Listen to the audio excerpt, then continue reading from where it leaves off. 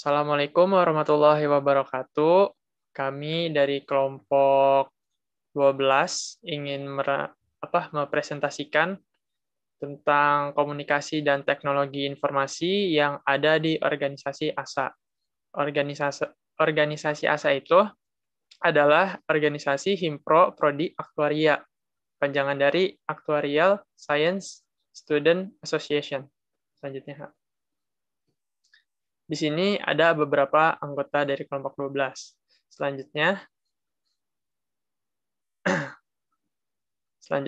ada fungsi utama dari komunikasi. Yang pertama ada kontrol.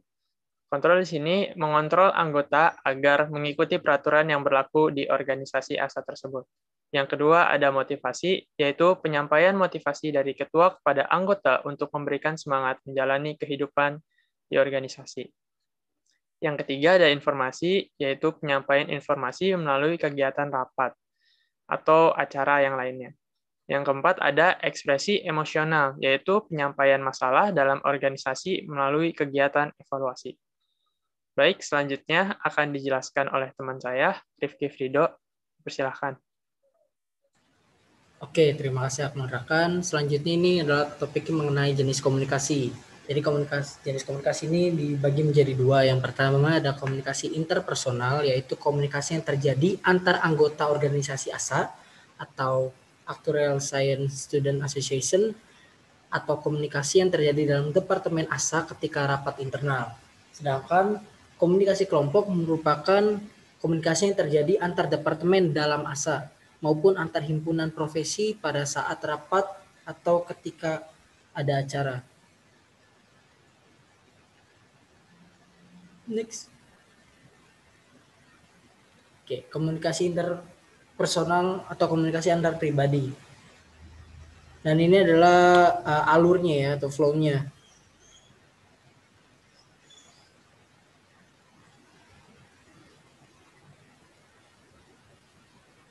Oke, metode komunikasi interpersonal ASA itu bisa menggunakan telepon. Ini biasa dilakukan untuk berkomunikasi antar anggota ya.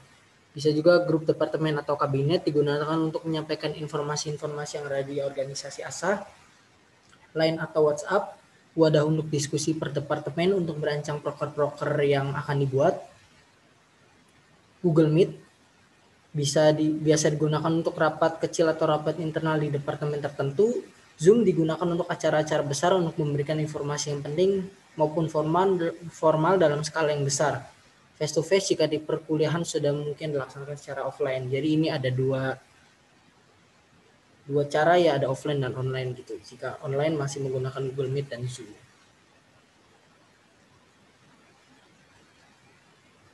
Oke, selanjutnya akan dijelaskan oleh teman saya, Ami. Kepada Ami dipersilakan. Selanjutnya ada pemilihan metode komunikasi. Yang pertama ada umpan balik. Jadi saat offline, umpan balik itu lebih mudah diterima karena face to face. Tetapi saat online, umpan balik menjadi sulit karena jaringan yang sering menjadi masalah. Yang kedua, potensi keluasan.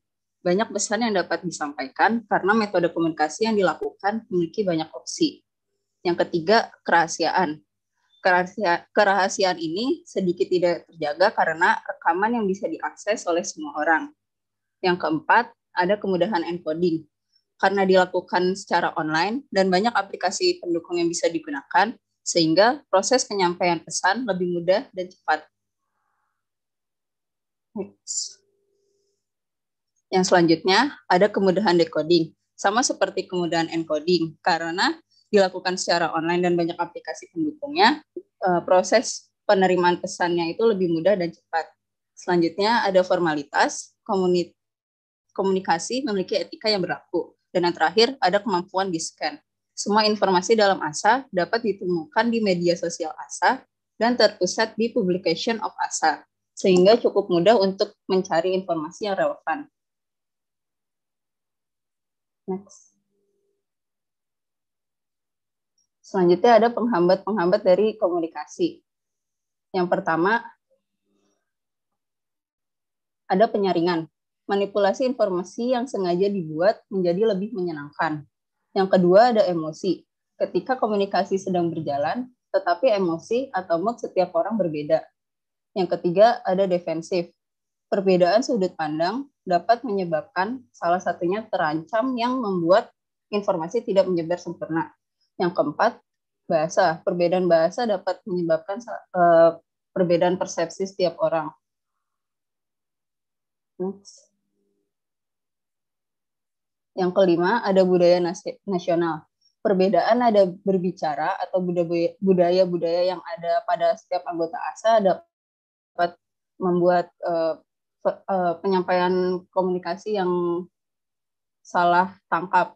Selanjutnya yang terakhir, kelebihan informasi. Informasi yang banyak menyebabkan penerima bisa saja tidak menerima informasi dengan sempurna. Selanjutnya akan dijelaskan oleh Ratna.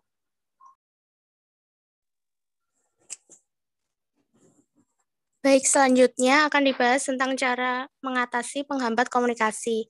Yang pertama, gunakan umpan balik. Saat berkomunikasi, penerima pesan diharapkan dapat cepat dan rasional dalam memberikan umpan balik, serta mengajukan pertanyaan langsung kepada pengirim pesan jika dirasa informasi yang diterima kurang jelas. Kemudian yang kedua, menyederhanakan bahasa. Anggota ASA berasal dari berbagai daerah dengan bahasa yang beragam. Oleh karena itu, untuk menghindari miskom, maka dalam berkomunikasi sebaiknya menggunakan bahasa Indonesia yang baku sesuai PUEBI. Yang ketiga, mendengarkan secara aktif. Pada saat rapat, ketika pengirim pesan sedang menyampaikan informasi, maka sebaiknya didengarkan terlebih dahulu sampai akhir dengan sesama. Diusahakan menghindari interupsi di tengah-tengah, serta penerima pesan berempati dengan berusaha memahami maksud dari pengirim.